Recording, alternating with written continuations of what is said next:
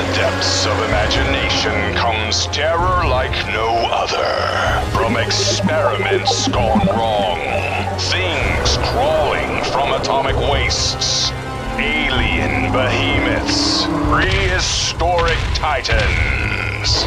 Nowhere is safe when they strike without warning. Can nothing stop these forces of destruction? Science, weapons, love. You'll just have to see it to believe it. Scream, run, hide if you must. Nothing can survive the Monster Zone. Do you like big things? I like big things. Do you like big monsters? That's my second favorite thing. Welcome to the Monster Zone.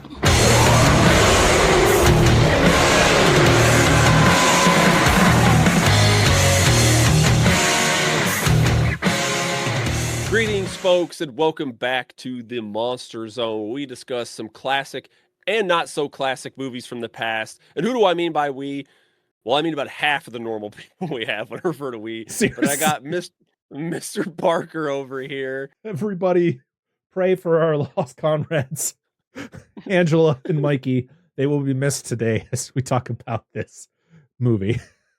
Yes, it's true. We love you guys. Are they missing? We miss you. Yes, we do. And we understand. Things happen, Yes. and y'all figure it out, get better, all that good stuff. Mhm. And maybe they helped, maybe they missed out, maybe they dodged a bullet. We'll find out here at the end. But speaking of that, today we're discussing the 2016 movie Colossal.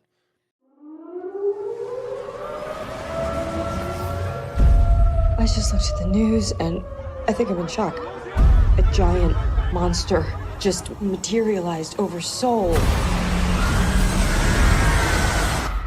That happened like 9 hours ago. You're just hearing about this. What have you been doing all day?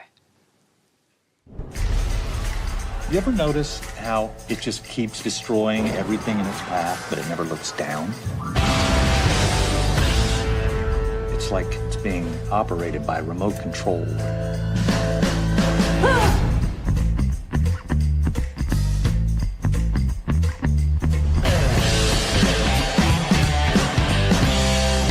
Gloria, you gotta see this.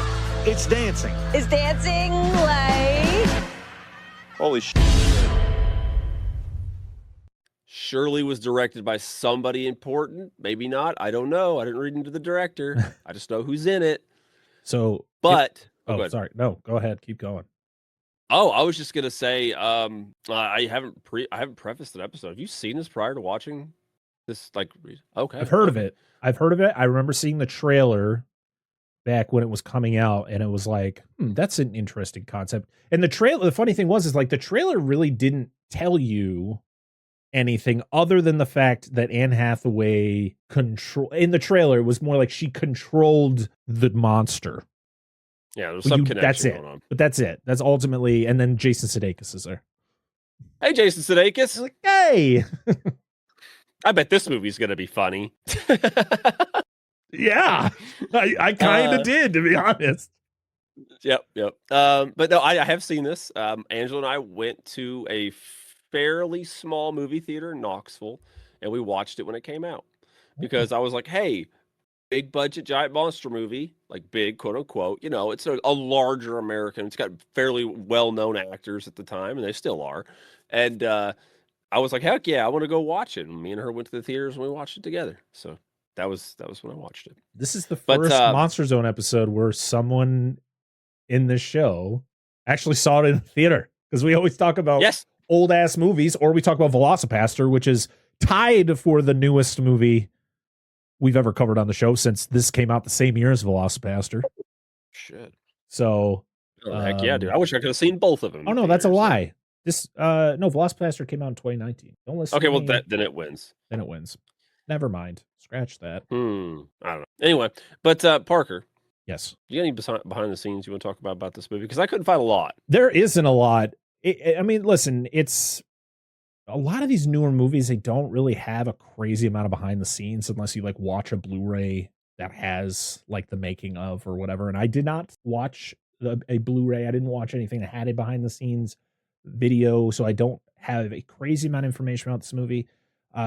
Just the fact that this was a movie that was a Canada, Spain, United States, and South Korea production. Anne Hathaway was kind of looking for something different to kind of broaden her career, and she got thrown this movie, which she called a Godzilla meets Lost in Translation script. Like the story, kind of a blend of those two things. And it was directed by Nacho Vigalondo, who is a Spanish director who he's directed other things, nothing I've ever heard of because he primarily does Spanish films. He did a movie called Extraterrestrial in 2011. Some of these movies do sound interesting. Since I do watch a lot of foreign films now, I might actually look into seeing if these are readily available for me to watch and check it out. Because visually, this movie looks really good. Yeah. It didn't have a crazy budget. It only had a $15 million budget, that's pretty small. They made it work for the cast that it has. That's low budget, like comparative to like Velocipaster. I mean, yeah, these actors have all been in substantial films prior to this. I mean, Anne Hathaway, this was after The Dark Knight Rises, right? Because that came out in 2012. So this was like 4 years after that. This was like, she probably had done a bunch of things even after that. Jason Sudeikis, he was already getting big in film because this was like, I think this was around the time he had left SNL. I'm not sure when he left SNL, but I think it was around this time where he was trying to get into more movies. And clearly, based on what this movie is, it's not a comedy. Jason Sudeikis is not funny in this. He does not bring his comedy charm. But I mean, clearly that's how the movie was written, so I'm not going to fault him on that. Yeah, it's not the intent. So, but crazy enough, this is the first time we've talked about Anne Hathaway on this show, but we did talk about her on the Dissect That Film podcast as she was in The Dark Knight Rises. I don't know if we've talked to anything else with her.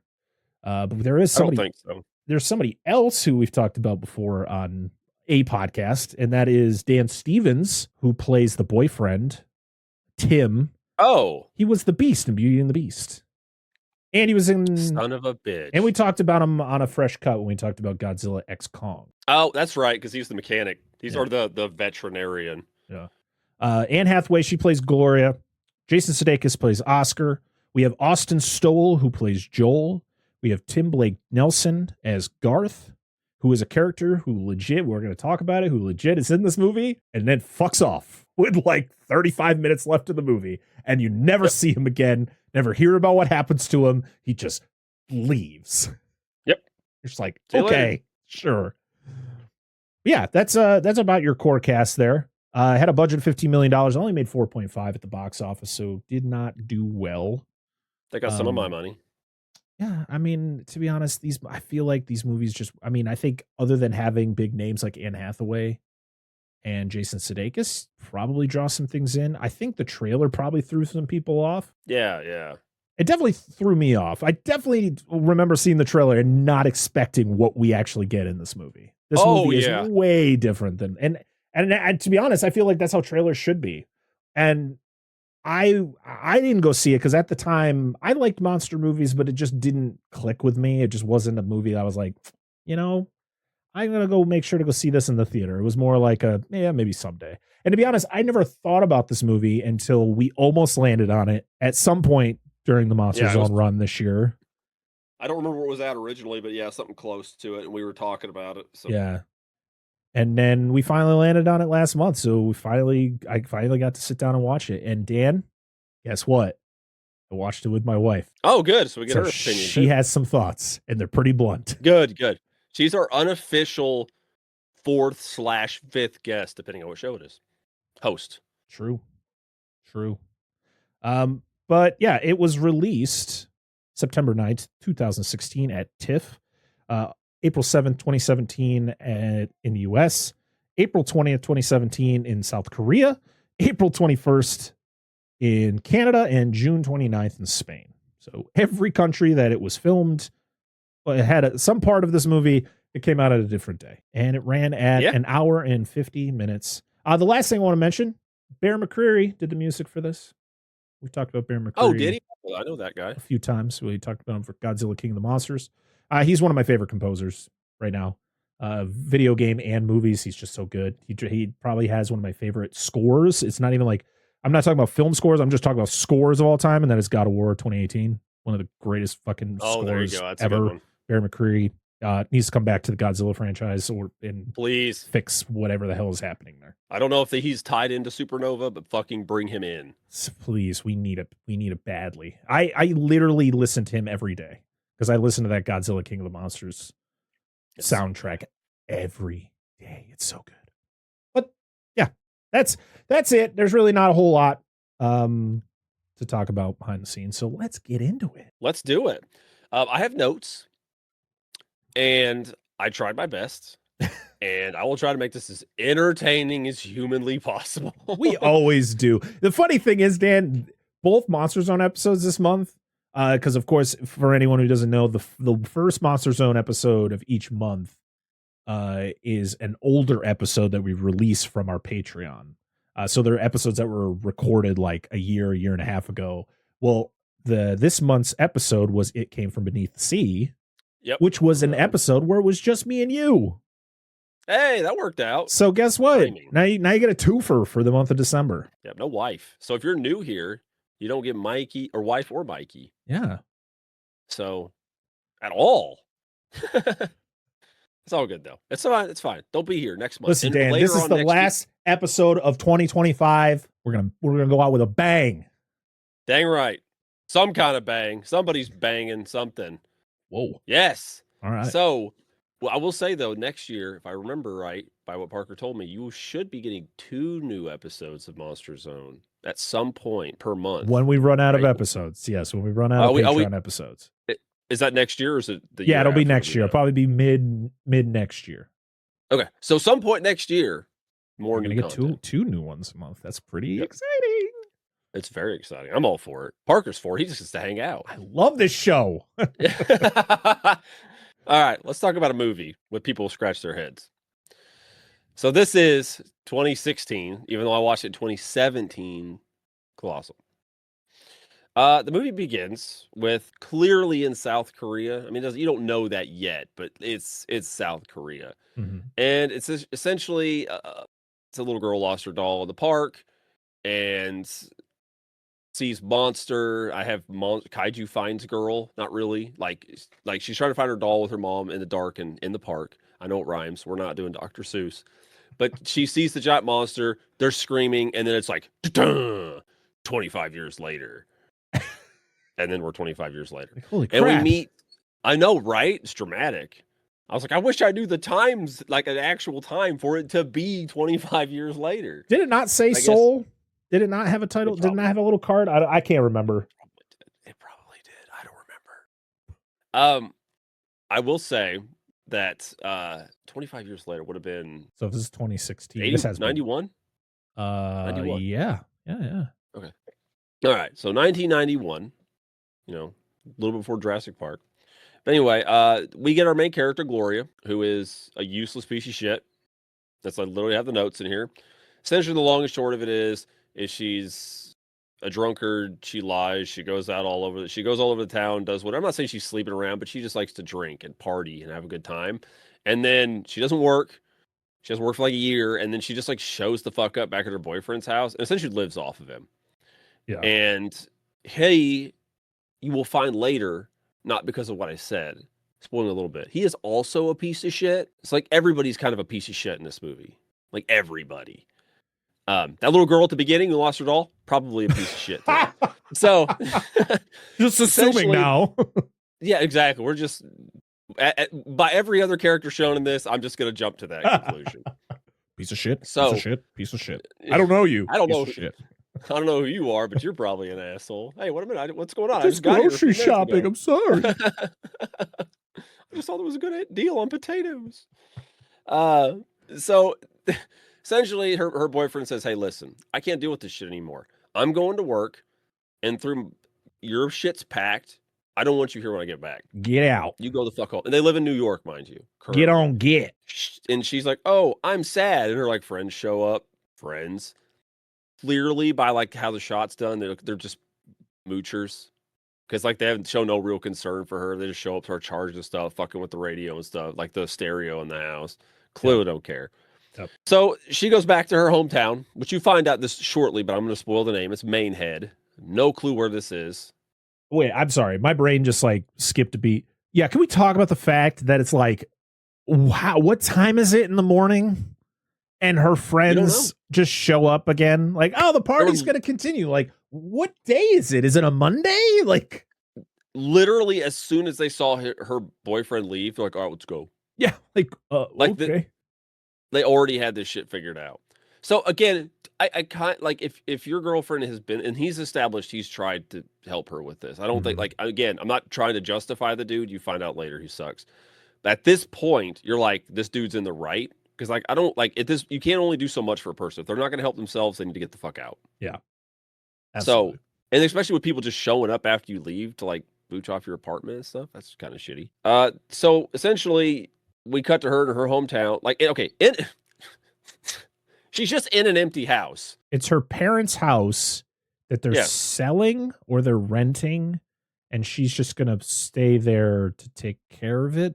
I think is the whole gist of it. It's not elaborated on. Here's the thing about this movie is after watching this movie, I read some reviews because I like reading reviews after I watch a movie to kind of see what other people interpret the plot being. And even some of our friends, especially some that are in our Discord, actually said that they enjoyed this movie. And I remember after watching, I'm not going to like show my hand. I'm not going to like tell you how I felt till the end, but it was like, I must have watched it in a different view than what most people were doing. Cause there was like a lot more symbolism and it's a movie about this, that, and the other, instead of it just being like what I thought it was. And now I'm trying to like comprehend how I actually feel about this movie as we're going to talk about it. Oh, good. Cause like, yeah, longtime viewers, I showed my hand blatantly as fuck. She showed his hand last week when we spawned the damn movie. Any time this movie's got brought up, I've shown my hand, but I'm not talking about it. We're just going to play. Because if you're new and you're just a Colossal, I want to see what somebody's got to say about it. We're going to talk about it. Yep. But yeah, like she's in this home. It's not elaborated on. Nobody's there. Nothing's there. She just shows the fuck up. Literally, she used to be a writer, hasn't written in years, probably has a little bit of money, but clearly doesn't have much of anything. Goes to the store to get some stuff, runs into her old childhood quote unquote friend, Oscar, played by Jason Sudeikis. Yeah. Is that how you say it? Yes, Sudeikis. Yep. Okay. And you find out that he's happy to see her because he's been keeping track of her because she's the only person that actually made it out of this shithole, which it really doesn't seem like that bad of a town. But can we back up though? So he says, you are the only person that I know that has made it out of this town. Where is everybody else? No one else knows her except for him. He is the only person in this town who knows her. So that's where, like, as we're talking about this movie, I feel that there's other things going on. Like, maybe I'll just say right now, none of this is real. This is all just her dealing with the bullshit that's going on in her mental state, her alcoholism, all of that. It's just, this is the manifestation of all of that because, and I'm not going to spoil later on in the movie until you get to it, but like, again, he says that line and even when you saying it, I'm like, why? That's a wild thing because no one else knows her. No one else says anything to her. No one else talks to her except for Oscar and the two other guys there, Joel and Garth. Joel, yeah. I will say this though, I don't disagree, but I will say this is like to make this interesting because even if you live in a small town, like the town I grew up in, was like 16,000 people, and like there was a shit ton of people there. I went to school with a large number of people, but like I didn't know a shit ton of the people in that town. And Garth seems older than Sudeikis, and Joel clearly seems younger. Yeah. So maybe that's why those two don't know him. And I'm not saying that's not a definite answer because there's not a lot of other cast there's not a lot of other cast members that we see in the film that actually have interactive roles, but that is valid because somebody could like maybe they've heard of them or know their parents or something. Like, I'm so and so. This is my name. Oh, Yeah. I know your parents based on your last name. Yeah, I there's think none of that, which is a good point. Yeah. Because there's other reasons. Because like you're talking about the fact that Joel is younger and Garth is older, and we're gonna hear about their issues, and we're gonna hear about like we're gonna know them a little bit more as we get through the movie, and then I'll talk about my theories on both those characters. Yeah, absolutely. I like it. I like hearing it. So essentially, Oscar, Jason Sudeikis' character, his parents died, and he runs the bar. Yep. That's the long and short of it. They go hang out at the bar. Till the morning, every day they are there, and they're drinking until the morning. And it's not just her, who we all know is a known alcoholic. You also find out Oscar is very much an alcoholic. Yes, and ironic, running a bar. You're not supposed to your own supply, dude. You sell it. You don't partake, or at least not to that extreme.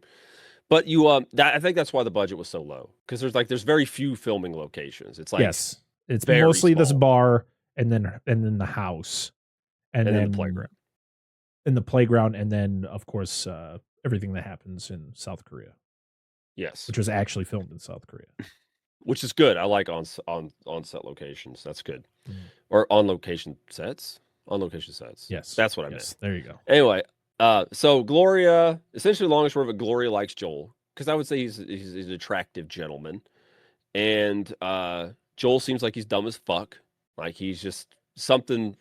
I know they probably give a reason in the movie. I can't remember, but like you could say he's a little slow on processing certain things. He's just I think it's just the generation. Like he's just that. Yeah. He's just that generation where like they're talking about a lot of stuff from like when they were kids, and he doesn't understand it because he was born at a certain time. You know, he's from a certain time where they don't know a lot of that stuff. So he's trying to be part of the conversation, but instead he just I wouldn't say he's dumb. I just think he's dumb and awkward in the conversations that are being had. Okay. I keep thinking it was some other stuff that was more general that was brought up. Again, I don't remember verbatim, that he just seems like Gloria, like I know there's this line they're having like a exchange. It's just her, Gloria and Joel, and she says something to him and he replies, and she just like has this like what the fuck expression on her face. So yay. Anyway, and again, I could have misread it. So this is where you learn Oscar's a little bit of an anger issue, because he talks about kicking Joel's ass again, because he does like some weird, like he misreads the situation. Joel does with Gloria. Oh yeah. And kind of maybe goes farther than he should have, not realizing he misplayed. It happens. Yep. And like Oscar gets super fucking pissed about it. Yeah. Like threatens to kick his ass. I was like, relax. What the hell was this? Oh, then we go to the evening and Gloria's walking home, and we get this very symbolic shot of her walking through the playground. Specifically, it's that overhead shot, I think, of her walking through the playground. And we get a cut of her dreaming about being a kid in a tree, and then something about lightning, and then she wakes up to, I think, a phone call, right? About what's going on in the news. Hey, check the news. Something crazy's going on. There's something going on. So essentially a giant monster attacked Soul. Essentially just walk through whatever. And hold on, my notes are such garbage. Walks through the town and fucking this piece of paper, the pen I was using was shit.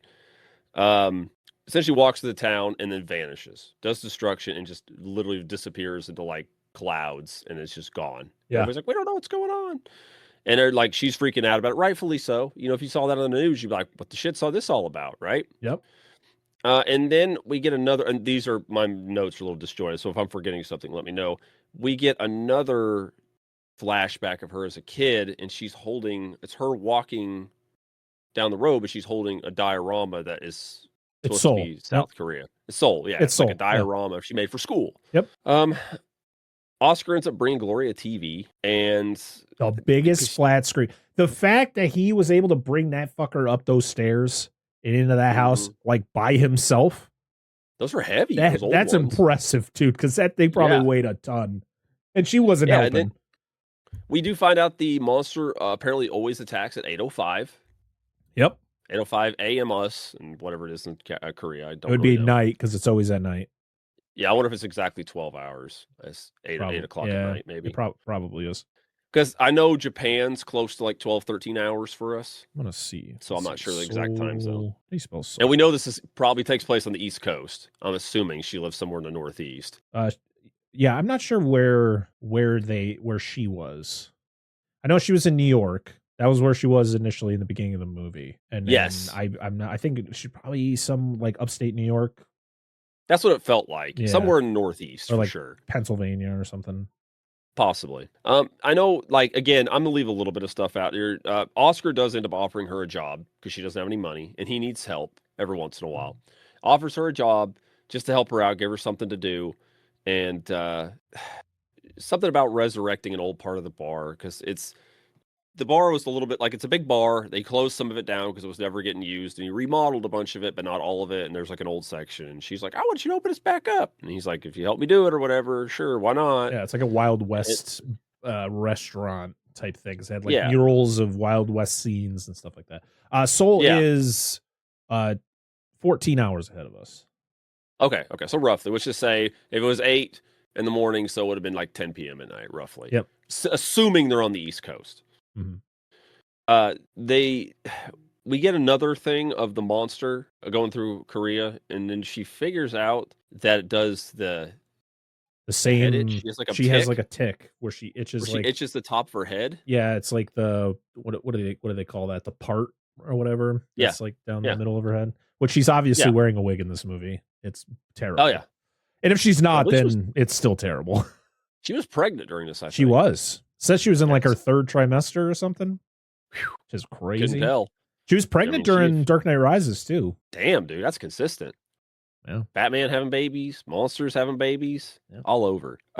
So she eventually figures out the monster's reflecting her actions because she's like watching it and realizing the head scratch, and then she was doing something at how she was moving around and stuff like that, and eventually concludes that it happens when she's at the playground, but only at that time of the day. Yeah. It can I don't only be, know like, if it's a in time that- thing or was it the fact that she was in the playground? Maybe it was just in the playground. Maybe you're right. I don't think it is a time thing. I think it's just she she's always was in the going through playground. it that- Yeah. Yeah, she was always going through at that time. That's why it was always happening. Yep. I guess. And no, they do mention it because it happened. They mentioned a little bit later that when it happened 25 years ago was about that same time as they were Okay. getting off the bus. Right.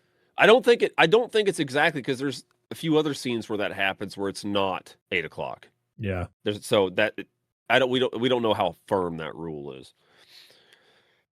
Let's see. Essentially, they're at the bar hanging out, and she has that moment where she's like, "I gotta fucking tell somebody." And of course, just telling them, nobody's gonna believe you. Like, sure, drunkie, like go back to your whatever, have another sip, whatever. Yep. So she lures them out to like the whole group. Oscar, Joel, and what's the other guy's name? Garth.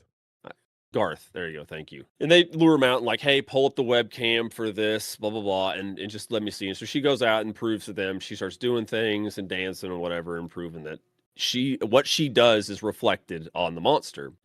And then this is also where we get that the attack helicopter show up, which they allude to.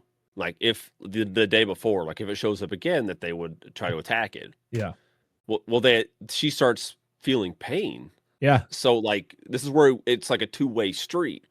So she starts feeling pain from like the rockets and stuff, and then she starts flailing her hands around because she doesn't know. She can't see what's going on. And then she hits a helicopter, it hits her in the head, and then that's where she kind of like realizes like, I'm fucking killing people. Yeah. And Like, she like she's goes here into a being mental drunken- breakdown of Yeah, like she's being a drunken idiot. Yeah. And like, yeah. Yeah. And what She- She feels Go ahead. feels bad. Like she goes home, she's like crying, and Oscar's like trying to comfort her and be like, "How many people did I kill?" And it was one of those things where he's just like trying to get around telling her, and yeah. I mean, it's one of those things where it's like, again, it's her actions are causing harm to people that she doesn't even know. It's supposed to weigh in more, like we talked about at the beginning, where she wasn't working, she was doing whatever the fuck she wanted, and now she has severe consequences on what Yeah. she's doing. There's actually consequences to her actions, and actually she falls because Jason Sudeikis' character goes in and like to lift her up, and then like some shit happens, and it cuts to the next day, And then it's the scene Parker where she's Jason Sudeikis Oscar's like trying to like avoid the issues. Like, no, I don't want to tell you, blah, blah, blah. And then it comes to light that it happens with him too. So if he steps in it, like, so Gloria, Anne Hathaway's character, materializes as a giant monster. And then his character materializes as a giant robot. So they did that, and then there's a big upheaval about it, whatever. The news is all over it, blah, blah, blah, blah. Let's see. So she's really tore up about this, like killing people, and Oscar does not seem to give two shits for the most part. No, this is where you start to see Oscar's spiral, because you see very it early. 180s. You see it early when Joel tries to kiss Gloria, and it's the whole thing, and then Oscar gets pissed off, tells him to leave, and Garth is trying to like be in the middle. He's like trying to see both sides of everything. And this is when you start to see that Oscar has power. So he's going to use it. But and he's trying to show Gloria that it's all for fun. I'm not hurting anyone. I know where I am. Cause like Garth has his phone pulled up so he can like see where he is and see what he's doing. And, he has power, but this is when like things start to spiral. Like he's doing it with a beer in his hands, like, which he always seems to have a beer in his hand. Yes. He does. It's like Gloria showing up is causing, like, she is like all of what is going on with her is being pushed to him. And that's where as I look back on it, like I didn't get this the first time watching. I just thought Oscar was just a piece of shit, which he is. Yeah. Is the question for me is Oscar real? Are any of these characters real? Like, I feel like Oscar is a manifestation of her alcoholism, and she is battling Oscar, which is her battling her alcoholism, which ultimately, that's kind of what the movie is, I feel. No, it's true. And I see your point, and I think all of it works. Like, I think what you're saying works perfectly. And I think they could just it's a valid point that I feel that they are real. Because you see when she goes and visits him, you see the pictures of his ex-wife or whatever, the girlfriend where her face is etched out, but the kid's still there.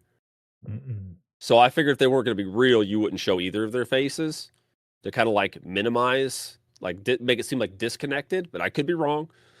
But I don't disagree. Like it could be. Yeah, I think it's a movie where you can kind of see it. Fever dream, right? Like you can see it in many different ways. Like you can see it as the manifestation part, or you just see it as the fact that no, this guy is just she went somewhere. The reason she left was because of these things, but yet she couldn't get away from it because it was just getting worse for her. And now she goes back and she's dealing with people who are like Oscar is clearly worse than her when it comes to the alcoholism is worse for him. Do you think, and I could be misjudging this, you don't really see a lot of negativity when she gets there? I mean, you see Oscar get mad a little bit. You don't really see everything kind of go to shit until after Oscar steps into the thing. And that's around the time where she says, I haven't drank anything since Sunday. Where she's like, what I mean is like, she's sobering up and she's realizing more. And he's like getting deeper into it. He's getting deeper into drinking. Yeah, like the earlier part of the movie, she's still drinking like a motherfucker, so we're not seeing this bad stuff happen, or as much. It's just kind of glossed over, like, oh, it's fine, it's whatever, Yep. And I don't know if that's what they were going for, but that, like, because you drink too much, you don't remember things. And it gets brought up, because when he's like, I brought your TV. She's like, what are you talking about? It's like, we talked about this last night. Do you not remember? Yeah. So like that's brought up multiple times where I'm not remembering. And is she not remembering? Or is he just playing on the fact that he knows she's an alcoholic because he is, and he can manipulate that? I think he's manipulating. I think he's 100%. manipulating as soon as he sees her and he sees what condition she's in. He knows, because of course, I think he had a thing for her, long ago.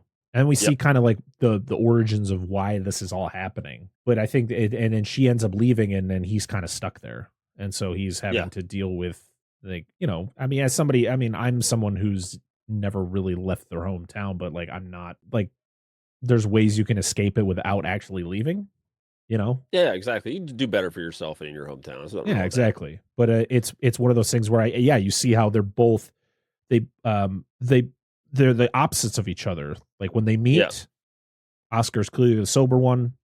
She's a mess.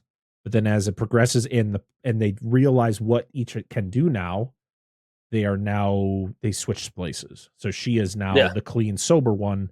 He is going deeper into alcoholism and being more violent. And he's he goes from 0 to 1,000 in this movie. It is not a subtle change. He goes from being like I liked his character in the beginning of this movie. Yeah, me too. But as soon as he figures out he's the robot and what he can do, he turns on a dime and just becomes a ruthless, not just he is a fucking villain. He is a bad guy.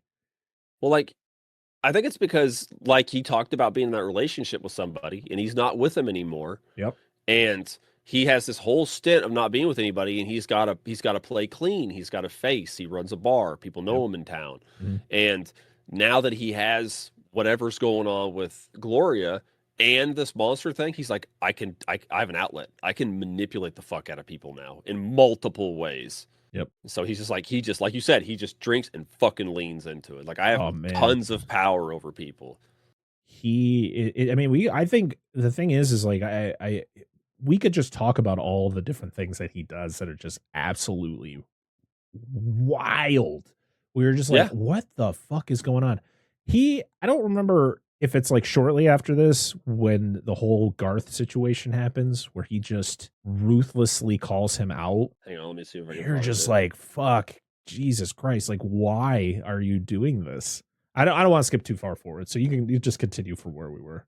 Anyway, yeah, it's got to be soon because so essentially, they concoct the idea of Oscar knows somebody that can speak Korean to write a note that apologizes for what happens, and she writes and goes as the monster writes in the sand that it was an apology to build favor because she doesn't want to do anything bad. This is her sobering up. This is her redemption arc, if you will, or more or less. So then she ends up they're at their party or whatever at the bar. She ends up leaving early and hooks up with Joel. And this cuts to this is the trigger. This yeah, is the trigger for Oscar is her sleeping with Joel. Yes, and he knew something happened because it's the next day in the morning, and there's the thing about the robot running amok, and she shows up. Gloria shows up with Joel, and you could see his face, he knows what the fuck's going on. Oh yeah. And then this is the first altercation where she steps in as the monster, which of course she steps onto the field and to confront him, but it is the monster to the robot. And let's see, hold on, I'm jumping all over. Is this where she slaps him? Yeah, she slaps him and then points, and he's like, all right, and then walks away. And by his reaction, because he looks like he's just gonna turn around and fucking deck her, and he doesn't. He's done this shit before. Oh, he knows what he's doing. He's like, okay. You can kind of piece everything if you're looking. So like I said earlier, there's two different ways you can watch this movie, and I don't think you're wrong watching it either way. You can watch, and I'm not going to break it down again, but when you see it later, where you were talking about how his wife's face is scratched out, 100% he was an abuser. Oh, he probably beat her. He was an alcoholic. He probably beat her. She left, and he is trying to rebuild himself, and Gloria of coming back just fucked that all up. Yep. Poached it. Yep. So this is the scene you're talking about. They go back to the bar. This is another night at the bar. Of course, everybody's high tension. Gloria's pissed at Oscar. And this is where Oscar snaps and starts shitting on everything, shits on Garth. Says, hey, dude, I know you're not in the bathroom doing what you say you're doing. You're just doing more drugs. He's been on drugs forever. You've never been clean. Of course, in a much ruder way than I'm describing it. Oh, fucking dumps on him so hard. God. And he constantly is telling him to do things, and he's just like, fuck you, man. No. And just leaves. And you never see Garth again. He leaves the bar. You never see an inkling of him again. Nope. I mean, that's what happened. If you don't want to deal with nobody, you just wouldn't fucking deal with anybody, I guess.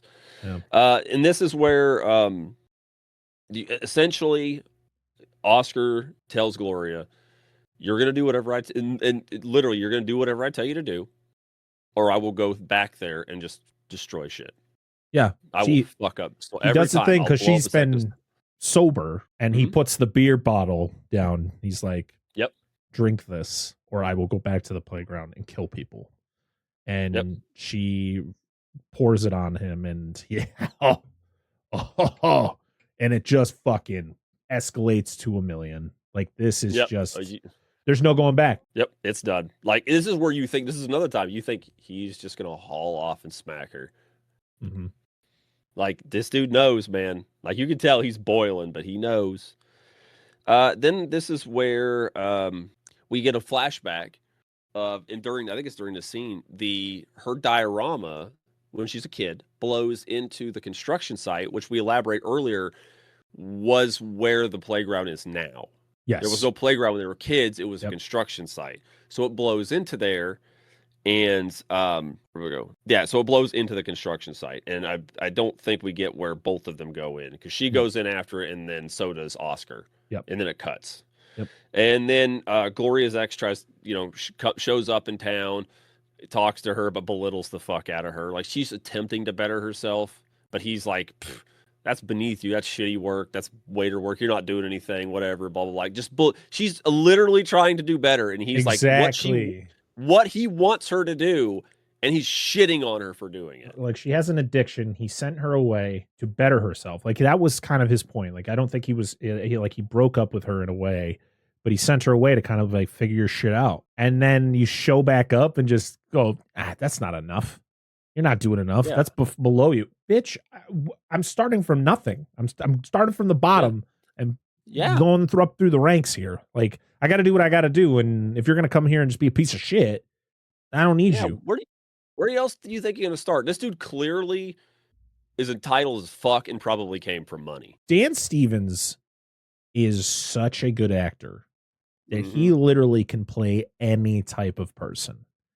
Like, he can play that charming, like, nice guy. He can play the just absolute douche.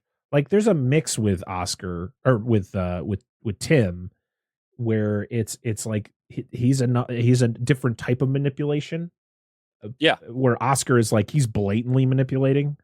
Like, even Gloria knows that he's manipulating. He's just using her addiction against her. Where Tim is like subtly like putting passive aggressive manipulation. Yeah, he's just a dick. It's one of those things where Gloria is determining, I don't need any of these people. Yeah, because you think Tim's like, oh, good, Tim's here. He's gonna, like, because you don't know, like, he's gonna be the guy, like, he's gonna help. But then you realize he's shit. Yeah, like everybody else. Yep. Then we get the famous, what's the dumbest thing I could do in this bar scene? Not famous, but this is one of the scenes I remember. So Tim and Gloria go to the bar. Oscar's there, and then Oscar gets introduced to Tim. Again, her ex, they're not together. We just would elaborate that. They broke up at the beginning. Yep. And this is where he literally does this huge thing where he's like, what's the dumbest thing? And just starts on this tirade, and then, like, runs off a bunch of customers. One of his big loyal customers just ignores him, starts throwing chairs around the fucking bar, and lights this fucking gigantic firework off inside of his bar. Sets it on fire, ultimately. Yeah. I'm like, what does this do? He's so unraveled. Like, he's just, he is sabotaging himself for her. Or again, this is another reason where it's like, this is where you can kind of look at the whole thing of like, is Oscar just the manifestation of her alcoholism? Where her alcoholism she is trying to better herself, as we're determining. Tim is real. I think Tim has always been real.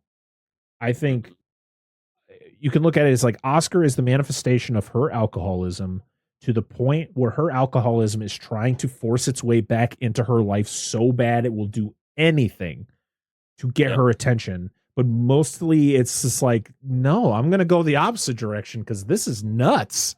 Like, what are you even, like, it's crazy how batshit crazy Oscar gets in this movie. Yeah. Over reuniting with someone he hasn't seen since probably high school. And she's probably in her, like, I would say mid-30s in this movie, if I were to guess. I mean, it's 25. I mean, I don't know. It's just wild to think of, just like, yes, alcoholism is a serious thing. It's destructive. And, you know, as somebody who has witnessed the effects of it, not myself, but in others, you know, growing up with people who are dealing with that, I've seen things, not to this extreme, but I've seen things pretty damn close where I know this could happen. but it is just so. He goes from calm, cool, collected, like a character. You're like, man, I like this Oscar guy. Until you're like, golly, this guy needs to go.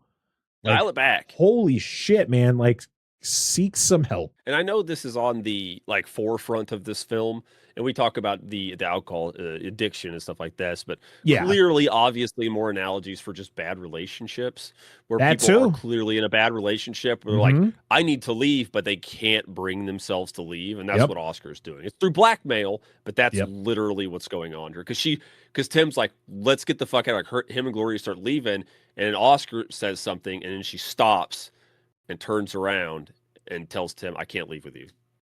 Yeah. And I know why. Obviously, it's because he's going to do stuff in the city, and she's literally trying to keep an eye on him. Yeah. And but again, Tim doesn't understand that. He's outside looking in and just thinks like this is all fucked. Yeah, because he doesn't know about the monster stuff. He's just trying to get his girl back, and then like gets thrown into this wild situation. But yeah, it's a lot of things: addiction, abusive relationships. I mean, this movie definitely has a lot more symbolism than I think I saw watching this movie.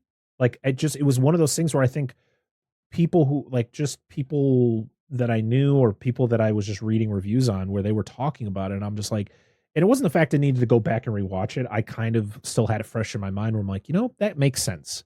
That makes sense too, where a lot of people talk about the fact that like addiction is like a monster that they're trying to fight. I mean, it's not just addiction. It's, it's mental health, like, anxiety and depression and, addiction and again, abusive relationships. It's all, you're fighting a monster in some way. And I think that's ultimately what we're getting here is these are the monsters manifesting themselves of all of their internal issues. Yes. What's up, you beautiful chuds? It's BP from the Let's Talk Horror channel. Now, are you like me and you absolutely love horror movies, the genre, and everything that it has to offer? Well, if you are, you're in luck because we have a podcast. It's available on any podcast platform on audio version, or you can go and watch the video version of it on our YouTube.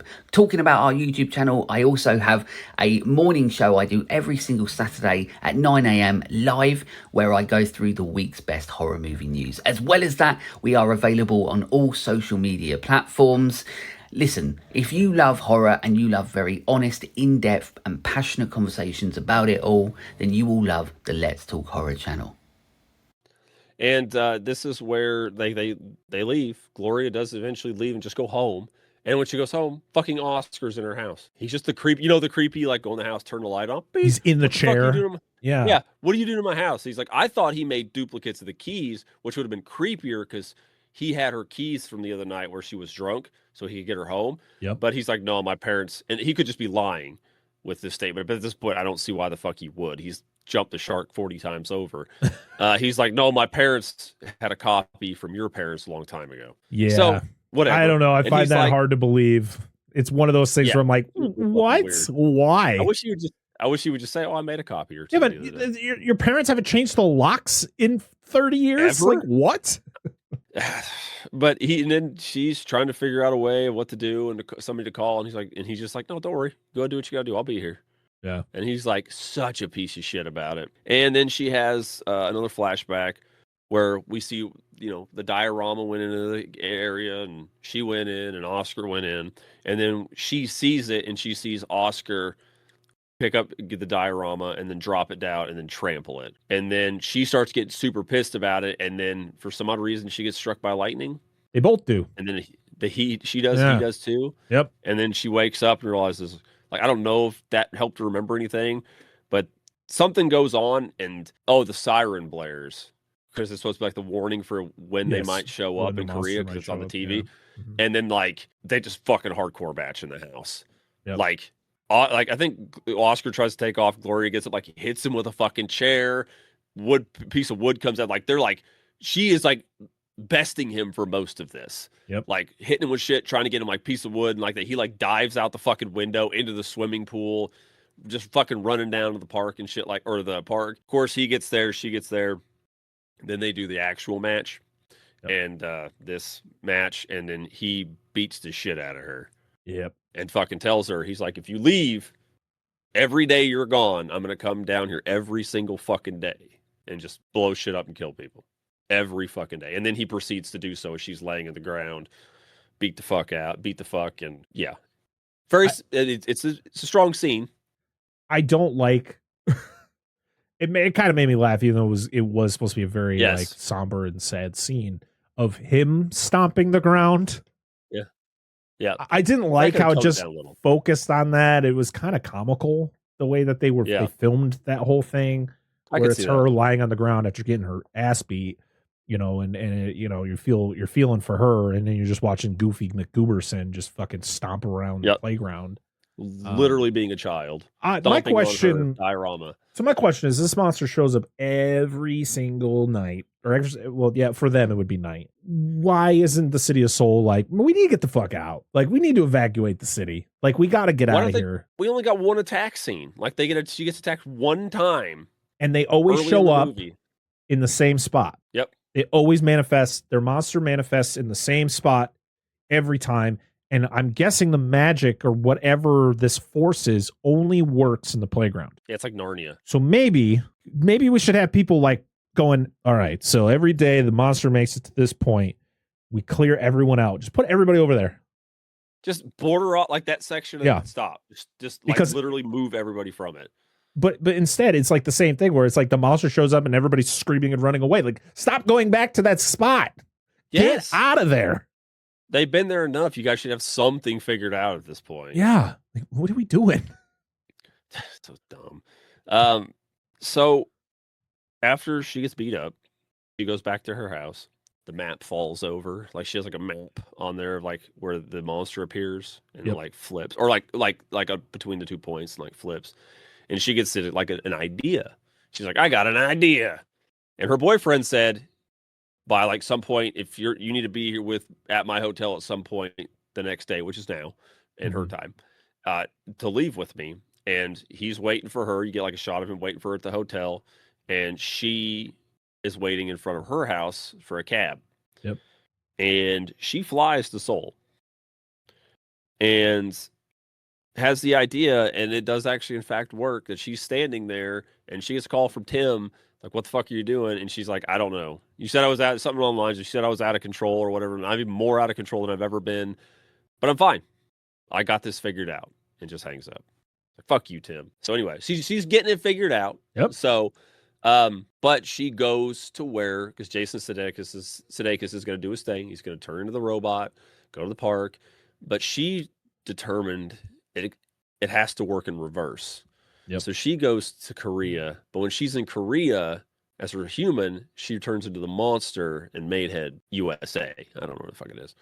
And then, long and short of it, she gets there, and then fucking Sudeikis realizes what's going on and tries to run, and she grabs him and lifts him up, and he's like, "Oh God, save me!" And then like calls her bad words. He's like, "You fucking bitch!" And then she's like, "All right," and just fucking lobs his ass, which is sweet. Oh, she fucking eats this man. It's to so another good. dimension. And like, as everybody sees the robot, because everything's happening to the robot's getting picked up and all over it, and just like whoop, and just gone, it's fucking gone. And then like the monster that she is, which I don't think has a name. I've never heard if there was a name for it. It just vanishes. Yep. I don't know if it's over because Jason Sudeikis is dead now, Oscar. But we do get a scene of Joel in a different bar watching this stuff happen. Yeah. So we at least get a little bit on his character. I think he just left. He was like, fuck this. I don't want any part of either one of these people. I'm going to get far away. But she talks to him. Yeah. Or does she talk to him? He does. No, she does not. But okay. No, Joel sees her on TV because there's a reporter in Seoul, and he sees her walking across the background. And she walks into a bar. She's all disheveled. And there's supposed to be like a comical ending where like the lady asks, "Do you want a drink?" And she just kind of like, ugh. And then the movie ends. Yeah. She can't beat that drinking problem, I guess. I mean, that's the thing. You can beat Jason Sudeikis. Yeah. I mean, that again, if you were looking at it as like a metaphor, is her, like, Oscar again is the manifestation of her addiction. And when she finally confronts it, you get that turn, right? Where he picks her, like he is being held by a legit like 50-story monster. And at first he is crying and begging for his life and all that, but then he makes that switch. He's all, put me down, you fucking bitch. And that's when she's like, all right. And just woo. And it's How can she hear him? I don't know. She can't see what's happening. Unless she like super tapped into the monster force or whatever. Yeah. And like she's like, I've reached a new level because I've done it so much. And like she can actually hear him or whatever. Because she like lays down and like grabs. She knows where he's gonna be at. Right. Which I was like, I think it's just for the movie. But yeah. Like I was like, that is one you gotta kind of scratch. You're doing the scratch. You're like, how did she know where he was gonna like? How did she know exactly where to like go down and like pick his ass up? I don't know.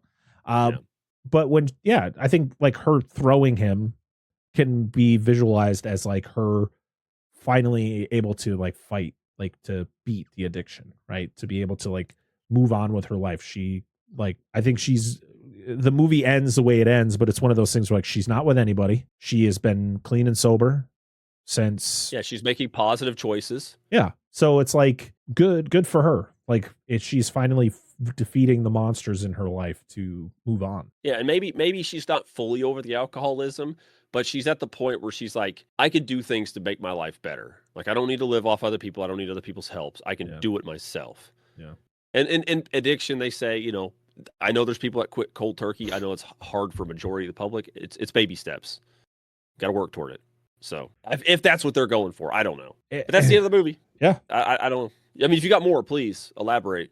I mean, it's just like I said. I think it's definitely a movie that can be interpreted different ways. And like I said before, however you want to interpret it, I don't think you're wrong. I think you can watch this as just a monster movie, and all of these are real people and characters, and they are just, it's just, like for instance, like Oscar, like the fact that like Oscar goes from being the nice guy to the douchebag, and then there's that like small moment after they fight where she goes to his house and we see the pictures, but he's also like in his robe. He is just a mess. You see his house is a mess, and he is apologetic. He is begging her to like forgive him and be his friend again, to immediately fuck her over.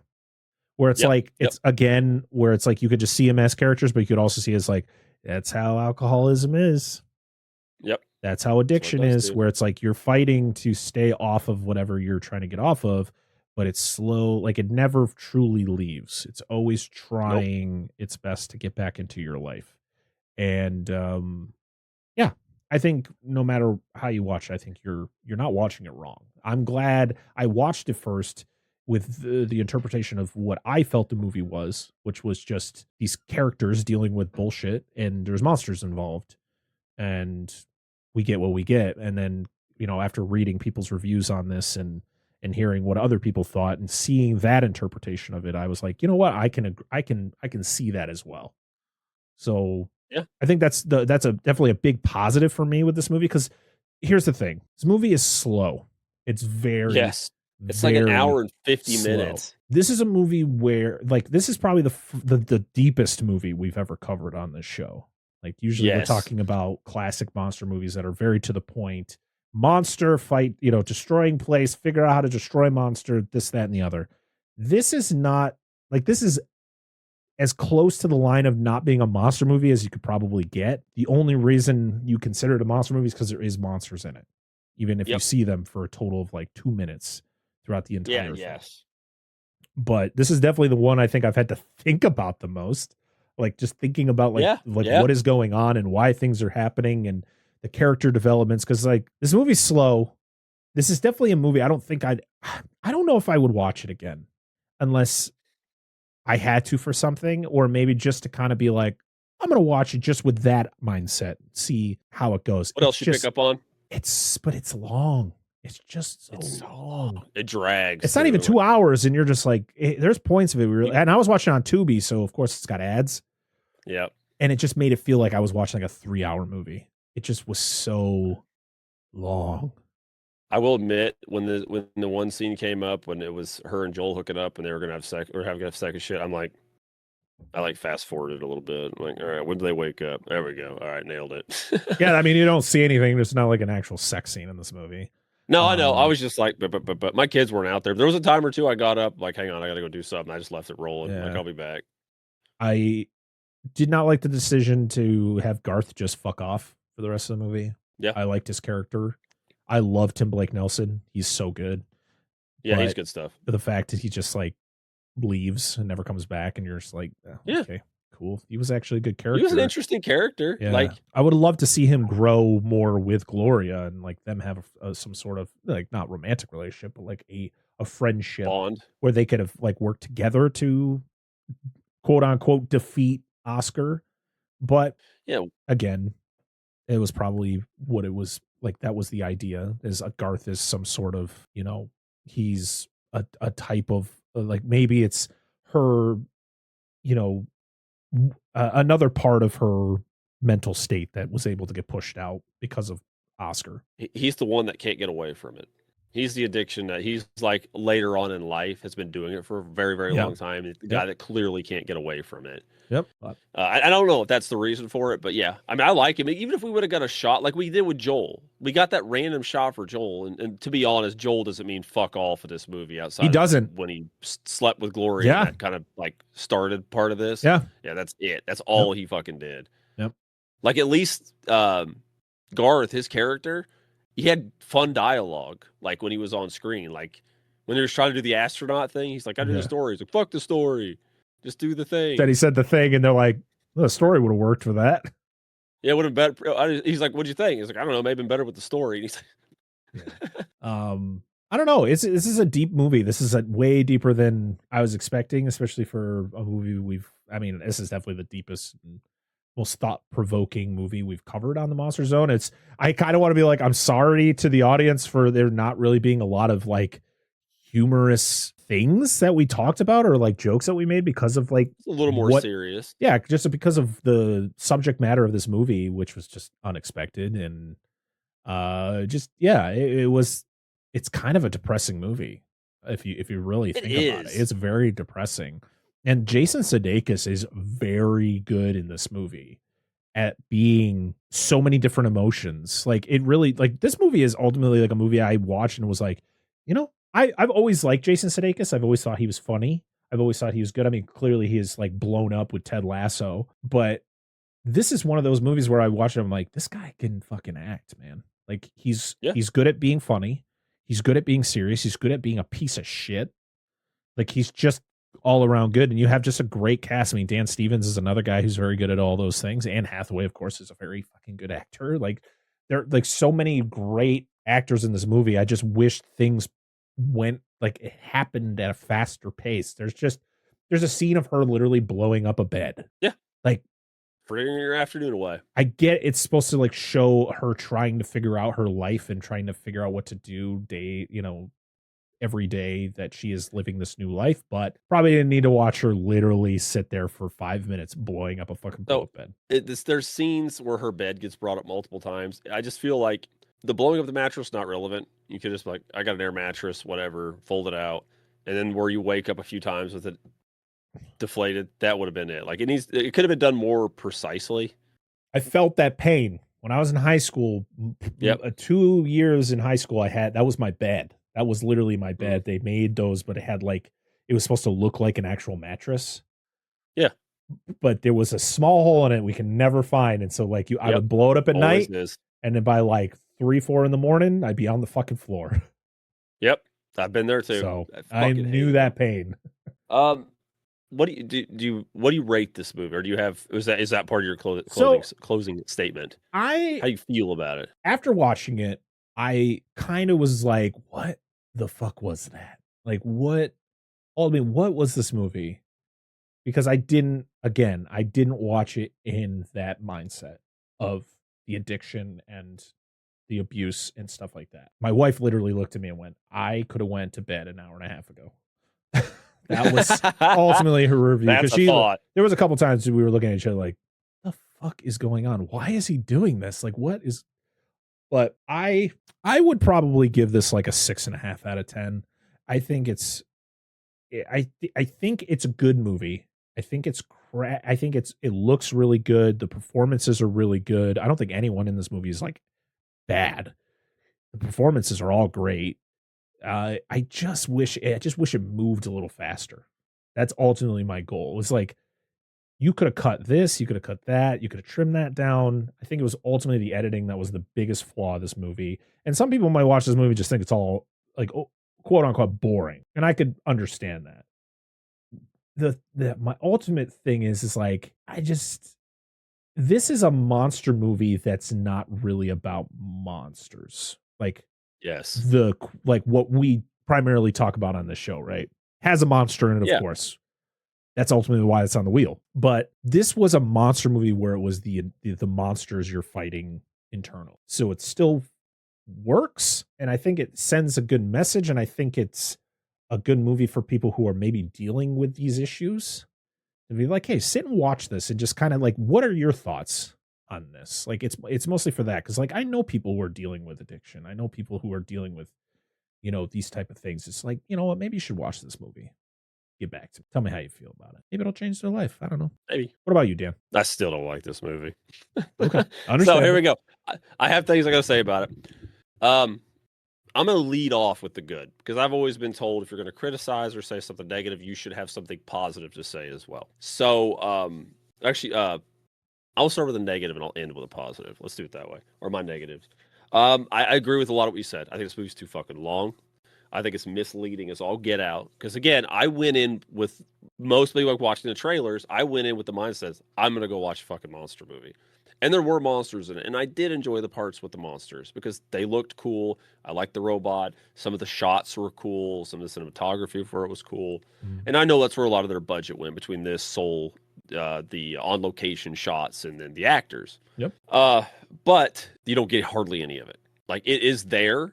It is a somewhat of a catalyst for your payoff, or for her to get to the end of her journey, but it is not the crux of the journey. This movie could have been told entirely without the giant monster angle and still worked to some extent. You just have to tweak some stuff.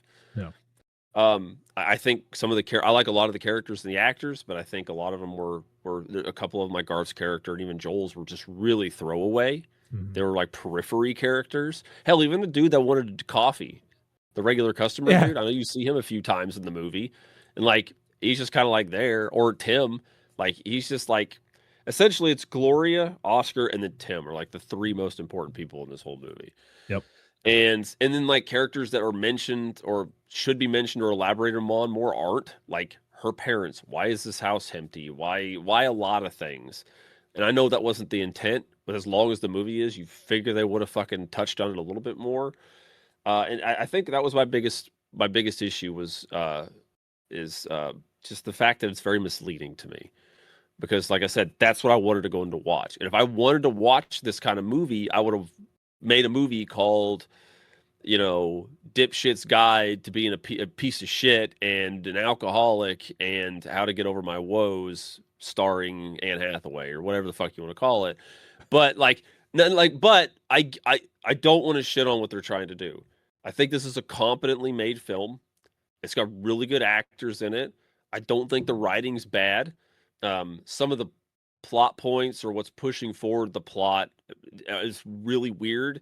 I thought the connection to the monster analogy, the whole being struck by lightning thing, like I know not everything needs to be explained, but I felt like it's a really weird way to connect all that. Yeah. I did like the idea of it like being reversed depending on where you were. I thought that was interesting.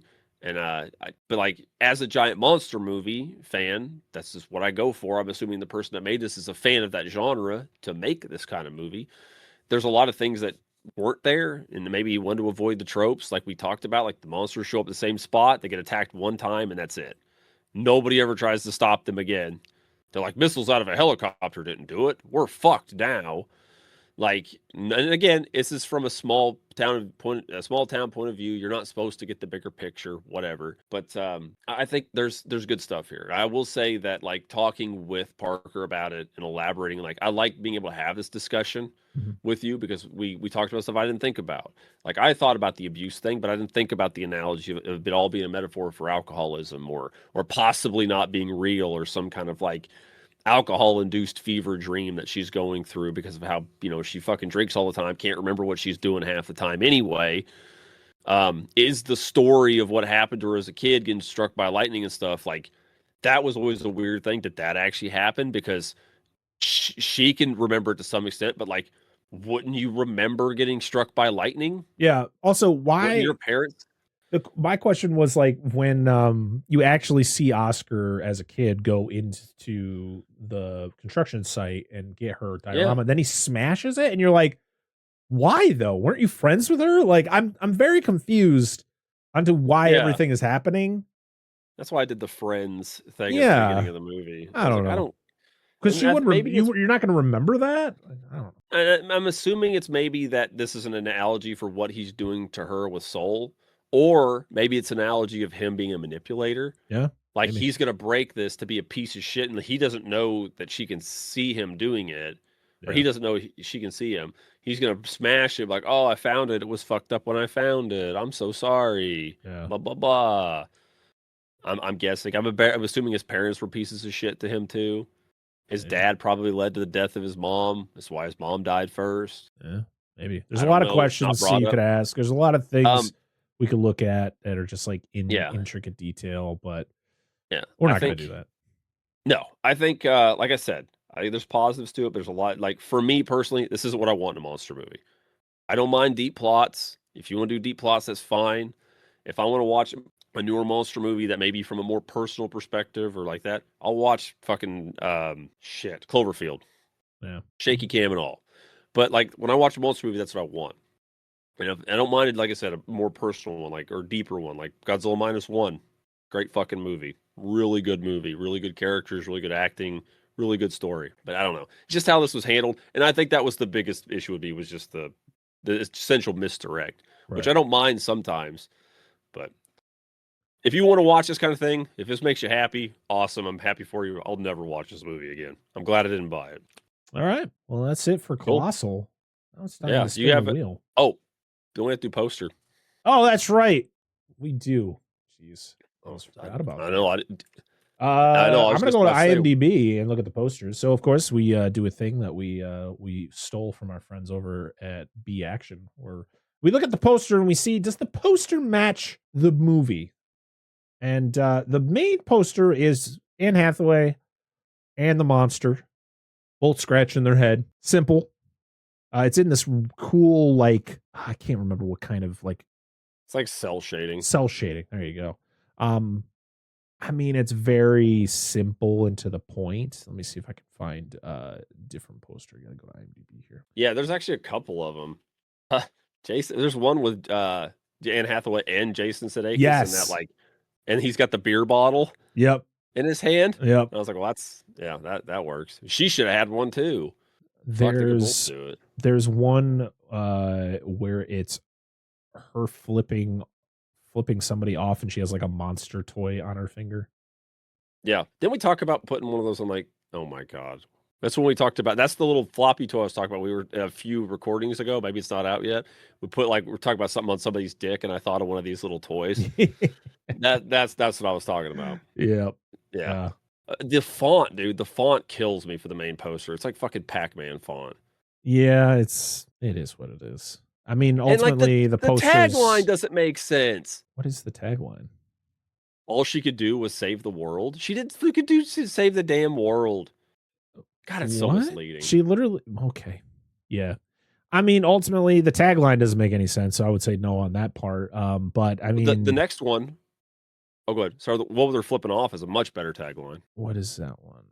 Oh, there's a monster in all of us. Yeah, that's a great tagline. That's to the point. That's... I would say the best poster for this movie is this poster. This poster of the middle finger with the monster toy at the end and with that tagline. Yeah.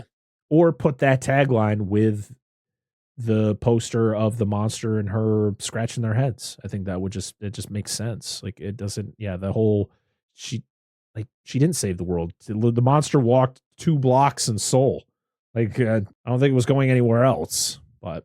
Yeah, well, even the main poster, I'm really looking at this, the main one that we got with the fucking cell shading or the fucking whatever artistic style this is. Yeah. With her and Jason Sudeikis, I'm like looking at this, it's like even the poster is misleading as fuck because there's nothing that's the font and like with the neon lights and stuff. There's nothing 80s or anything about this. It looks way more upbeat than it is. Yeah. This is like nothing. All the marketing, whoever did the marketing for this is like, we're going to just dupe everybody into watching this fucking movie. It could have been one of those things where people like who are huge monster fans, like yourself, went to see this movie and then saw what it was and like literally told all their other monster friends, like, don't even bother. It's not what you think. It's not the movie you're being sold on. But yep. I would say yes and no. I like I said, out of the main poster, no. The tagline's terrible, and it's sure. I mean, the monster's in it and she's in it, so I guess you can say yes. But she does scratch her head like that. So yeah, it's a pretty basic poster. So yes and no, I guess. Yeah, whatever works. Yep. Do we have any? You want to go ahead and spin the wheel, or do you have any statements you want to make before that? No, I think that's it. I think that's all I got to say about Colossal. I think the last thing would be, after listening to us talk about it, if you've watched the movie, let us know. Yeah, like I'll gladly, while you're doing that, I'll gladly, if anybody goes, just tell me I'm wrong as fuck about this movie. Like I will take it in stride. That's what we're all here for. But like again, Parker did open my eyes to a lot of things in this movie. Like, I'm not like, there's some things I didn't notice on the second watching and then discussing with him, which I'm glad we got to do. But go ahead, Parker, you were saying. I'm just saying, after you listen to this episode and you've seen the movie, just let us know what you thought of the movie. Or if our episode gets you to see the movie, let us know what you thought of it. Are we right? Are we wrong? Is there a lot more we missed? Yeah, we'd like to hear from you. Leave us comments on the YouTube video. Leave me a DM on X or Instagram or whatever, just kind of your thoughts, or even leave a comment when we drop the episode. So that's it. That's all I got for Colossal. Let's find out what our first episode of 2026 is going to, first core, like regular episode, because we will have a out of the Patreon episode for the first week of January, but this will be our actual episode of the month. So let's see what we're getting. All right. Let's do it. Spinning the wheel. We are gonna watch. Oh, well, okay. War of the Ninja Monsters. This feels like a Mikey movie. I feel like this is on the list, and I'm fine with it. It just feels like a movie from him for his pick. War of the Ninja Monsters. Let's see. Yeah, I don't know either. Okay, there's one called War of the Ninja Monsters, Yarn versus Gora. Okay, yeah, we talked about this. This is a newer one, I think. This will be the newest movie we've ever talked about on the show. 2024, yeah. Yeah. It's only 55 minutes? Oh, fucking whiz bang, baby. This is going to be great. We got to make sure this is the right movie before we do anything. Yes. But it's called War of the Ninja Monsters, Yarn versus Gora. From 2024. With him, but I'm pretty sure he suggested it. The plot is, from IMDb, the ninja monsters Yarn and Jora appear in the city of Chichibu, and rival ninja clans manipulate the ninja beasts into a fierce battle. Has a 3.7 on IMDb, and one review, 1 star. Wow, this is terrible. I can't wait. Hey, I do need to point out who the director is, because this is relevant. I looked it up. It's Shinpei Ayashiya. Yep. And he did, for those of you that don't know, I know about these. I think I own all of these. He's known for the Raigo film, the 2 Raiga films as well. So it's Raigo, King of the Sea Monsters, Raiga, Monster from the Sea, and then God Raiga versus King Oga. So he's done Japanese. He's obviously a Japanese director, but he's done kaiju films. His first one is he was the director of the unofficial 4th Gamera film from the 90s and the early 2000s called Gamera 4 Truth. So he directed that, which is, to my knowledge, is still impossible to see. Apparently they do like screenings once every in the Blue Moon in Japan, but like it's impossible to see that movie. Well, there it is. Your first official Monster Zone episode of 2024, brand new episode of Monster Zone. I'm excited. Is a 55-minute movie from 2024. Yep. All right. Yes. That will be, well, I guess we'll have to see if that was a Mikey movie. If he put it on the list, then I think Mikey should be the one to lead the episode. That sounds like a plan to me. Right. I'm adding one that's not on here. It's a short one, but I'm adding it. And if anybody out there has any suggestions, if you're watching the video, you can see the wheel right now. If you see something or you don't see something on our wheel, let us know. If you want to recommend monster movies, we will happily add them to the wheel. Like, we want people to, we want you to, hear us talk about whatever movie you want.